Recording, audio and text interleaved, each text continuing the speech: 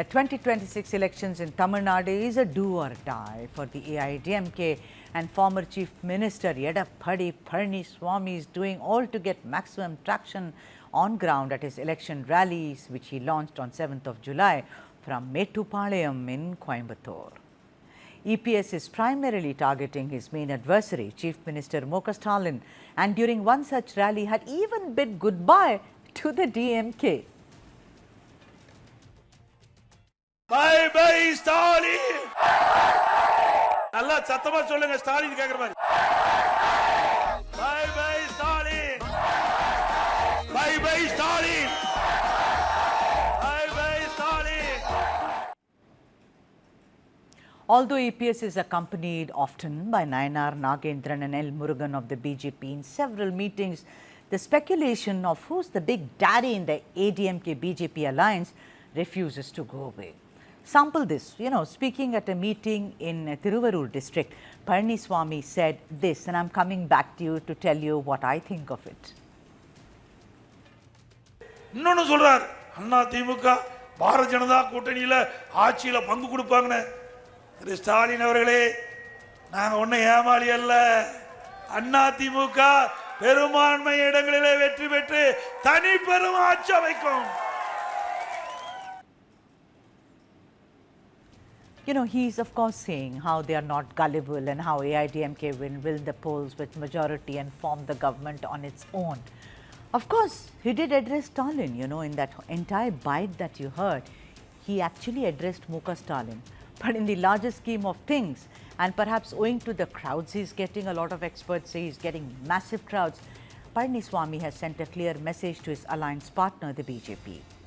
Meanwhile, BJP State President Nayanar Nagendran did try to douse the fire, saying that Palaniswami was only responding to the DMK's constant barbs.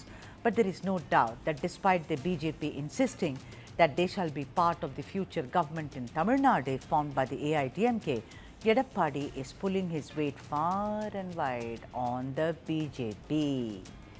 Let's debate. T. Ramakrishnan, Senior Associate Editor of The Hindu, and Lieutenant Commodore Gokul Chandran, retired political analyst, is also with us. A very warm welcome to both of you. Ramakrishnan, it is so clear.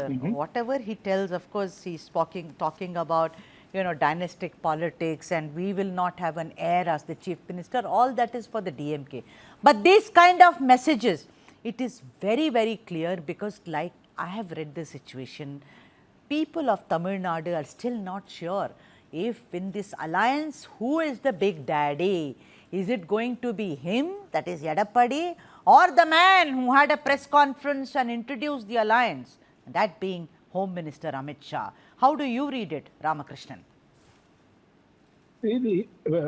Edappadi's repeated assertions that he will be, his party will form the government on its own after getting an absolute majority. Themselves are an indication of the need for clarifying that point, because Mr. Amit Shah not only introduced him in that press conference, but in his subsequent interactions with the media, that he made it very clear that there would be a coalition government there is in Tamil Nadu, so that the NDA government will be there and all that. So, and then of course he can also, I think he has not yet mentioned, but he can also mention the case of Andhra Pradesh, wherein Telugu Desam, despite getting an absolute majority, chose to have a coalition government, wherein BJP and Jan Sena representatives are there. So I think the similar arrangement Mr. Amit Shah would like it to happen in Tamil Nadu, but the AIADMK or Mr. Edappadi, they are of the view that the idea of coalition government won't work in Tamil Nadu. So let us not talk about it. That's the message he is trying to give. Basically, Ramakrishnan, you also agree that all these messages are basically to the BJP. He is firing it on the shoulder of M.K. Stalin, but the message is for the BJP. I will be the chief minister. No coalition, only All India Anna Dravida Munnetra Kazhagam government will be formed. That's how I read it. Otherwise, why should he keep talking about it, reiterating it again and again, And he has said it many times. He has said it also. Should I make it clear? How many times do you want me to say? What do you think, Gokul Chandran? You know, it's a kind of he's because, you know, although in AP there is Janasena, there is BJP and there is Telugu Desam, but Tamil Nadu is not Andhra Pradesh. Tamil Nadu is Tamil Nadu. One has to be very clear. Exactly, Sudha. The other important point here is this alliance between ADMK and BJP is not a natural alliance. The alliance has been made out of some compulsions. So even on ground, if you assess the situation on ground, you can very clearly say the BJP cadres as well as the ADMK cadres, they are not gelling properly. And I don't think towards the election, as we are nearing the election, this is not going to get better. I don't know how they are going to fight DMK with such a setup. I seriously doubt if this alliance is going to work out. And see, one more thing I want to say, this coalition, even once when DMK was a minority government and Congress was supporting it, Congress, Communist parties were supporting from outside, they never had a coalition ministry. The parties were supporting from outside. But now BJP, they know once they had a dream of coming to power on its own, they conducted this Bail Yatra and all those things. But now they have realized there is no point trying to get into the power on its own. So they're trying to piggyback on ADMK to get into the power, which ADMK is not going to accept it. See, one more thing I want to say, as far as Tamil Nadu politics is concerned, it is DMK versus ADMK, and either one of the parties is going to get a near majority, if not an absolute majority, at least 100, 105 seats, either of the party are going to get. So BJP shouldn't expect that ADMK will accommodate them. You know, you're right, but then I don't think, Ramakrishnan, that BJP is, you know, you see the body language of Nayanar Nagendran, and I'm sorry to say there is not an Annamalai. He's far more prudent, I think. You know, he knows he's walking on eggshells, you know. Both him and, you know, Union Minister L. Murugan, they are there for the meetings and everything. Nowhere are they insisting, you know, that we are the boss, we are someone who are doing it, we rule Delhi, therefore you should listen to it. But don't you think, Ramakrishnan, because of the crowds that he's getting, if we have shots of the crowds, you know, even bye-bye Stalin, I mean, the crowds are huge apparently wherever he's going. Do you think now Edappadi Palaniswami has got regained kind of confidence, you know, when he started from Mettupalayam in Coimbatore, that yes, people are listening to me? Yes, it is quite possible that is gaining confidence day by day, but it is also a reflection of, I would say, the growing anti-incumbency with the present government.